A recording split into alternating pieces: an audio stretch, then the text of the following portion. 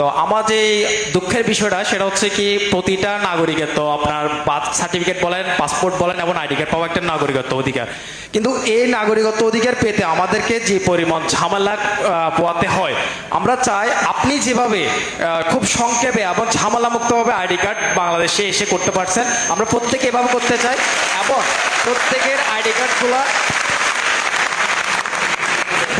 প্রত্যেকের ID card, passport এবং birth certificate যেন স্কুল লাইফে প্রত্যেকে করে ফেলতে পারে সেই সুবিধাটা চাই। আর বিশেষ করে আইডি কার্ডের সব ভুল এবং হচ্ছে ছবি, আপনি যদি আইডি কার্ডের ছবির দিকে তাকান, আমরা যদি কোনো ইউরোপীয় অ্যাম্বাসিতে যাই তখন আমাদের দিকে একবার তাকায়, আমার পাসপোর্ট এবং এনআইডি কার্ড দিকে 10 বার তাকায়, চিন্তা করে বাংলাদেশে দুর্ভিক্ষ চলতেছে কিনা। ওরা চিন্তা করতেছে বাংলাদেশে কোনো দুর্ভিক্ষ লাগছে কিনা, যে তাদের ছবির অবস্থা কেন, তাদের বাস্তবীয় চেহারার সাথে এমন অবস্থা কেন।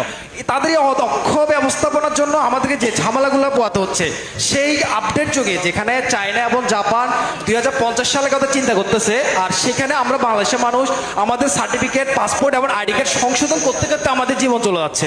তো এইখানে আপডেটটা কি করবেন, আমাদেরকে একটু এই বিষয়ে একটা আপডেট করবেন। আর হচ্ছে